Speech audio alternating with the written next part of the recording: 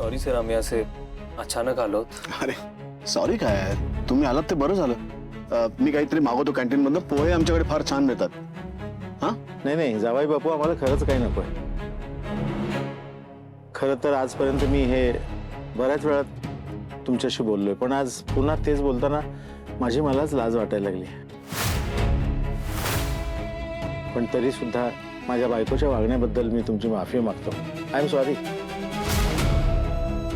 नाही बाबा, तुम्ही सॉरी म्हणण्याची काही गरज नाही. तुम्ही काहीच केलं नाहीये.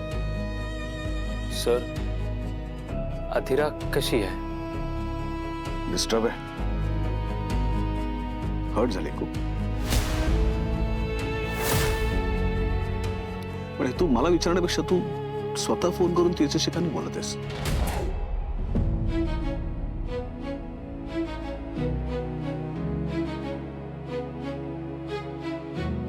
जावई बापू, यालाही अपराधासारखं वाटतंय हो.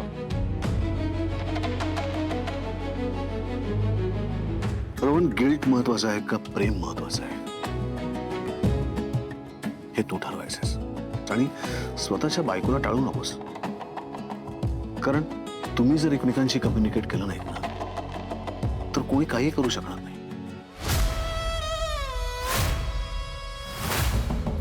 जावई बापू, मला तुमचं म्हणणं 100% पटतंय.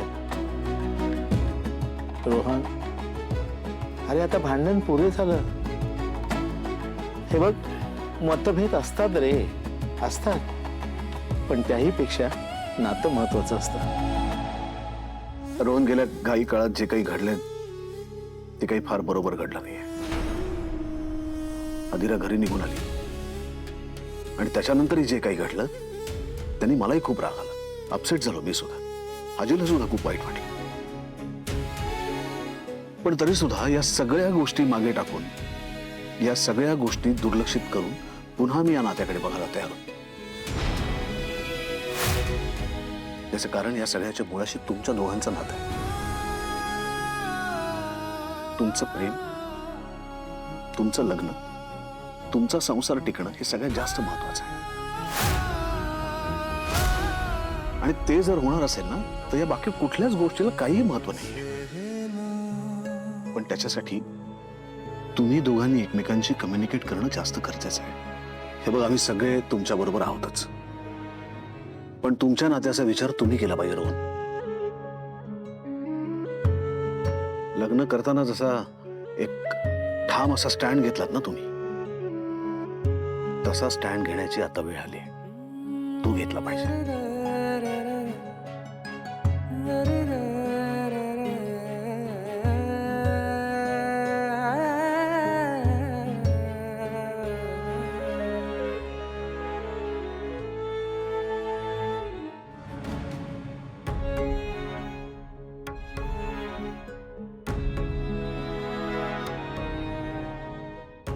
हे घे.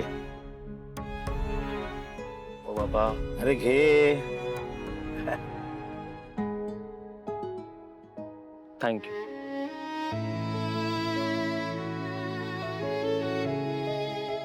काही म्हण रोहन, पण जावाई बापू अतिशय पोटतिडकीनं बोलत होत्या. त्यांचं त्यांच्या बहिणीवर खूप खूप प्रेम आहे रे. पण तूही आता काहीतरी ठोस बोल, नाहीतर तुझ्याबद्दल गैरसमज पसरेल. बाबा, हो मला काय बोलायचं खरंच कळत नाही. मला याच गोष्टीची भीती होती हो. मी तुम्हा सगळ्यांना जेव्हा हे लग्नाआधी सांगायचं तेव्हा मला कोणीच सिरियसली नाही घेतलं. मला माहिती होतं बाबा, अधीरा आपल्या घरात ऍडजस्ट नाही करू शकत. हे सगळं तुझ्या आईमुळे झालेलं आहे, अधीराच्या स्वभावामुळे नाही. तुझी आई ना हे सगळं ठरवून तिच्याशी वागत होती. आता अधीराच्या ठिकाणी दुसरी कोणी असती ना, तर तिनं आणखीन थोडंफार म्हणजे सहनशीलता दाखवली असती, मी नाही म्हणत नाही.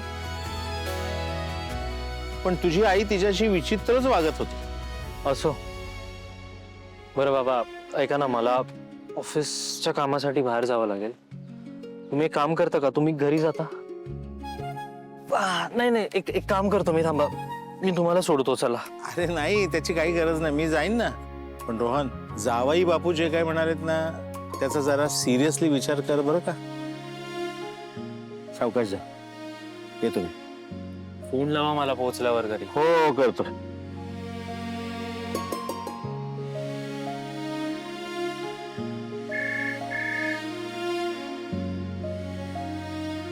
हा ताई बोल ना. रोहन बरं वाटतंय का आता? ठीक वाटतंय. आधिरा कशी आहे? ती नाहीये रे फार बऱ्या अवस्थेत. आहे मला आयडिया. मग तरी तुला काहीच करावंसं वाटत नाहीये का? अरे भेट तिला जाऊन बोल ना तिच्याशी शांतपणे. सगळे हेच का सांगतायत यार मला? अरे मग आता दुसरं काय सांगणार रोहन? तुम्ही दोघं जर भेटून बोललाच नाहीत तर हे वाद मिटतील कसे? आणि ताई भेटून तरी मिटतील हे कशावर नाही? सांग ना, गोष्टी अजून चिघळल्या तर अगं अजून भांडणं होतील आमच्यात.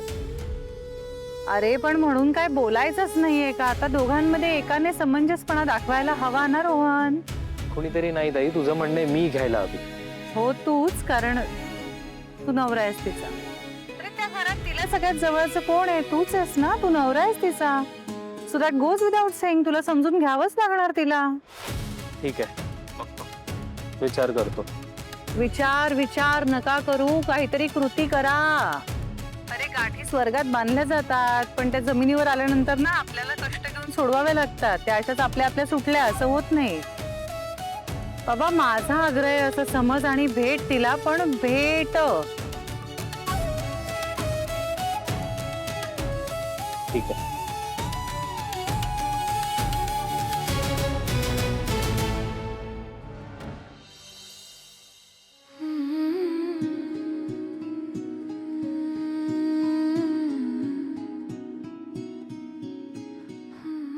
Good morning. मॉर्निंग. तुला आवडते तशी छान स्ट्रॉंग कॉफी करून आणली आहे मी तुझ्यासाठी.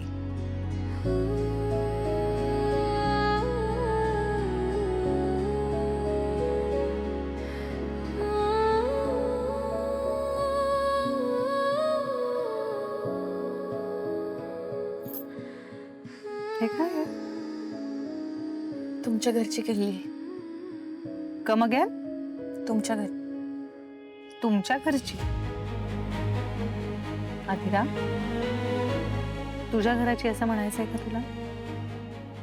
माझं तर ते माहेर आहे. ऐक, काल आई तुला जे काही बोलली त्यासाठी खरंच सॉरी. पण तू ना एक गोष्ट समजून घे, आई सोडून बाकी सगळ्यांसाठी तू लाडोबा आहेस. आम्हाला खूप आवडतेस तू, आणि तुला काहीही ऍडजस्ट करायची किंवा स्वतःला बदलायची वगैरे काही गरज नाहीये. तू आहेस तशीच राहा. आता हे बोलायला खूप सोपं आहे ग, पण तू अशा कुठल्या माणसाबरोबर तुझी स्पेस शेअर केलीस का जिथे तो माणूस फक्त आणि फक्त तुला क्रिटिसाइज करतोय सतत? ओके, तू कितीही काही चांगलं वागलीस, किती काही चांगलं केलंस, त्यांना खुश करण्याचा प्रयत्न केलास, तरी त्यांना सतत तुझ्यामध्ये प्रॉब्लेम्स असतो. असं कधी केलंस? शेअर केलीस कधी स्पेस? मी समजू शकते तुला काय वाटतंय. तुझं दडपणही मला कळतंय. होतं असं,